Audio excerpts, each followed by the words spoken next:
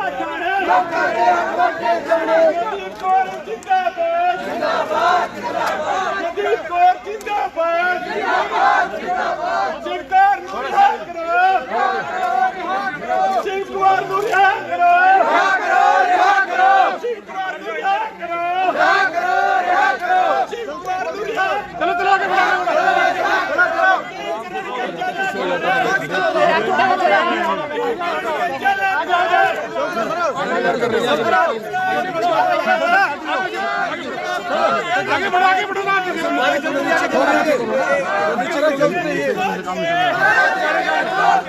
Protest ऐसे ही जारी रहेगा।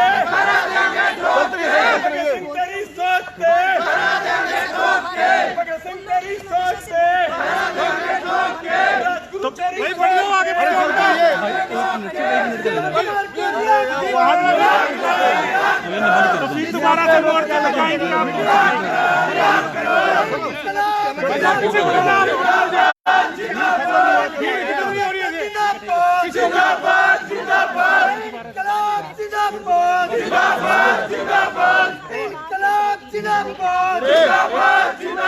सुन लेने दो की कह रहे थे। नौदीप को दोबारा सिंगू मोटर जाएंगी आप, तो किस तरह की आवाज उठाएंगे अपने किसानों के लिए, मजदूरों के लिए?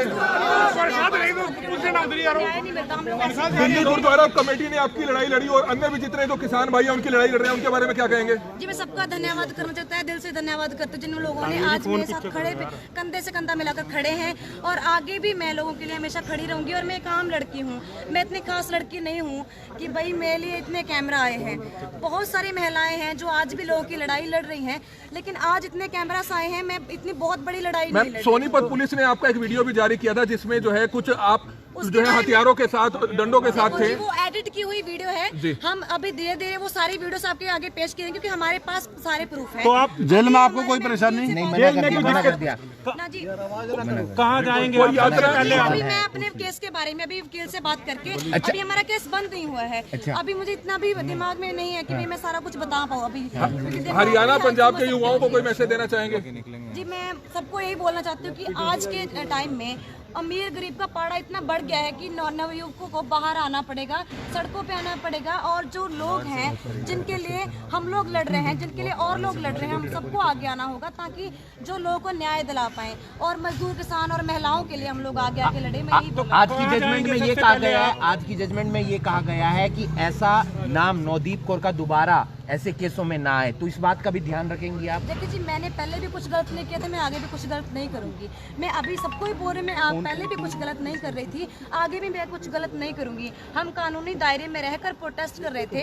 उस दिन जो भी हुआ है कि भाई उस दिन के बारे में मैं आपको वीडियो जारी कर दी जाएंगी क्योंकि वीडियोस हमारे पास सारी हैं। प्रधानमंत्री नरेंद्र मोदी जी के नाम को संदेश देना चाहेंगे मीडिया के माध्यम से? देखिए जी, वही है जी, जो न्याय है जनता के लिए, न्याय के लिए जनता जो मांग रही है उनको मिलना चाहिए जी। मैं विदेशों से भी आपके समर्थन में लगातार ट्वीट हो रहे थे, क्या कहना चाहेंगे? मिले आपसे अंदर? नहीं जी, यहाँ पे ये है कि अलाउड नहीं, सिर्फ फैमिली वालों को ही अलाउड है कि वो मिल सकते हैं, तो इसलिए बाकी किसी को मिलने नहीं कोरोना की वजह से 2 ही मलाई हो सकते हैं, किसी को मिलने तो नहीं मजदूरों के लिए आप सालों से संघर्ष कर रहे थे, पहली बार गिरफ्तारी हुई आपकी? जी, गिरफ्तारी पहली बार हुई, लेकिन हम पहले से ही हम लोग काम कर रहे थे और आगे भी काम हरियाणा महिला आयोग की चेयरमैन आई थी प्रीति भारद्वाज, आपसे मुलाकात भी की थी। उन्होंने कहा था कि आप अंदर जो हवालाती हैं बाकी उनको कोऑपरेट नहीं कर रही हैं।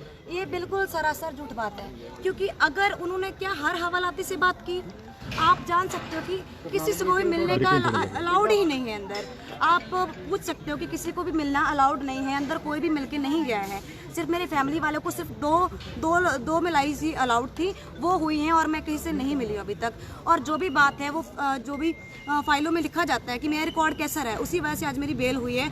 और जो सुपरडेंट साहब है, डिप्टी साहब, उन्होंने बताया कि मेरा रिकॉर्ड बहुत अच्छा रहा है।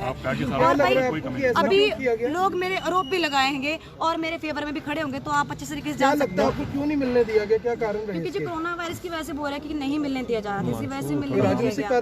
राजनीतिक कारण थी, मुझे इसके बारे में कुछ नहीं पता, क्योंकि मैं अंदर बंद थी, मुझे कुछ तो अब सबसे पहले कहाँ जाएंगे आप? किसान मोर्चे पे जाएंगे? अभी जी किसान आंदोलन में भी अभी मुझे कुछ नहीं पता है कि मैं अपने घर वालों के साथ हूँ, जहाँ पे भी एक आखिरी सवाल, सोनीपत पुलिस ने टॉर्चर किया था? हाँ जी, किया था, टॉर्चर बुरे तरीके से किया गया था मेरे साथ, क्योंकि उसके बारे में हम लोग कल बात करेंगे, क्योंकि मैं अभी उस तरीके से नहीं बता सकती। बहुत बुरे तरीके से टॉर्चर भी किया गया, मेरे इंसान मेडिकल रिपोर्ट भी आई है।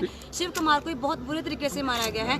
अभी शिव कुमार की भी देख सकते हैं आप कैसा हालत है, कहाँ है वो अभी फिलहाल? अभी उसको ऑर्डर दिया गया कि हॉस्पिटल में रेफर कर दिया जाएगा। नवदीप कौर जी टॉर्चर करने में महिला पुलिस या मैन पुलिस? एक वकील की बाइट कर लेते हैं। पीछे हो जाओ, शॉट्स ले लो थोड़े पीछे, शॉट्स आपके वकील कौन? तो ये तस्वीरें समय आप देख सकते हैं, नवदीप कौर जो है करनाल जेल से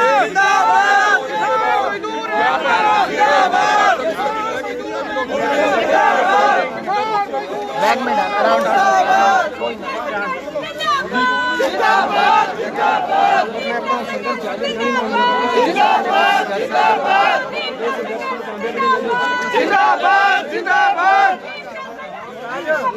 जिंदाबाद जिंदाबाद।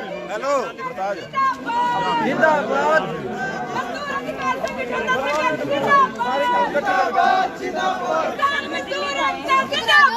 जिंदाबाद जिंदाबाद।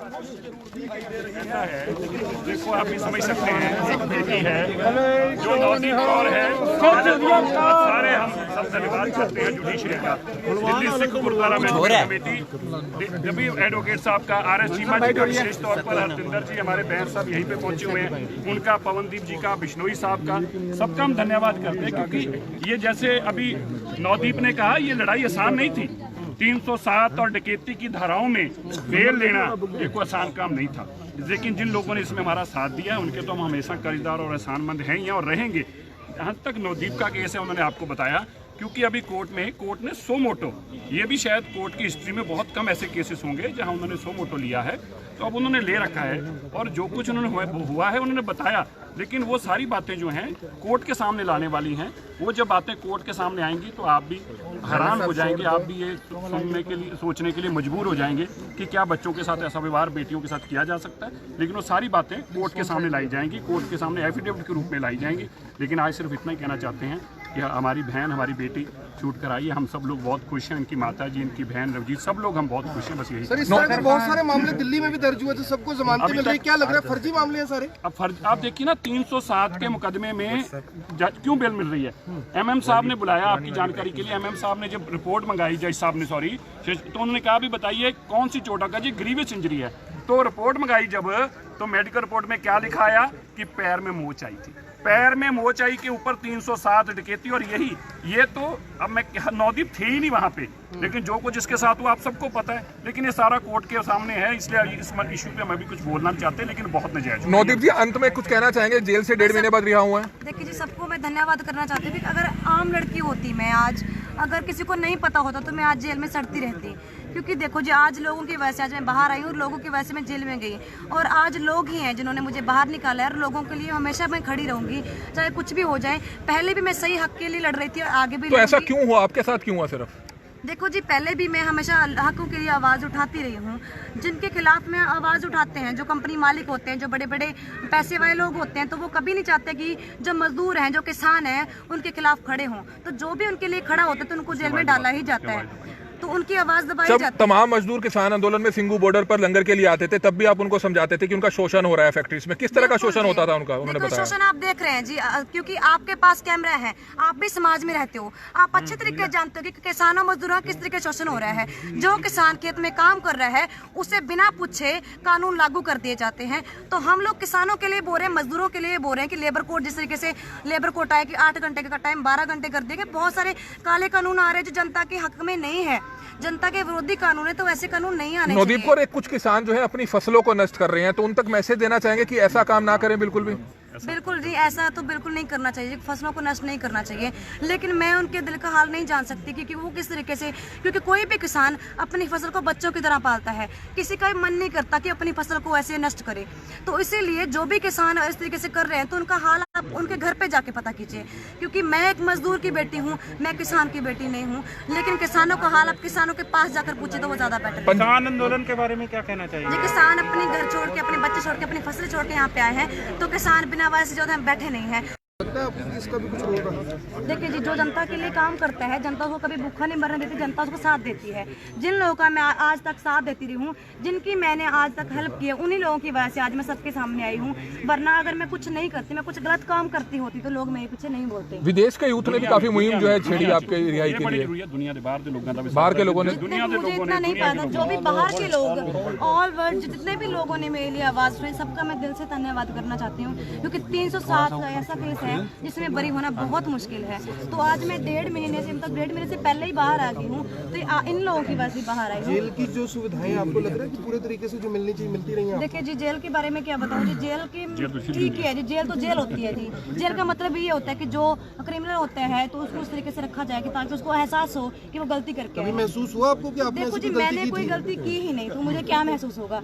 मैं और भी अच्छे तरीके से काम करने के लिए शांत तरीके से बैठी, मैंने सोचा, मैंने पढ़ा भी, और मैं ये आगे भी चलकर यही लोगों के लिए काम करती रहूंगी। और आगे भी जो मैं हमारे केस के लिए हम आगे, हम वकील साहब से बात करके सबके सामने हम बात रखेंगे, प्रेस कॉन्फ्रेंस बुलाई जाएगी, उसमें सारी बातें बुलंद है। हाँ जी, हौसले बुलंद है। तो बिल्कुल आप देख सकते हैं नवदीप कौर की रिहाई हो रही है करनाल जेल से। रिहाई के बाद नवदीप कौर जाते हुए यहाँ से नजर आ रहे हैं।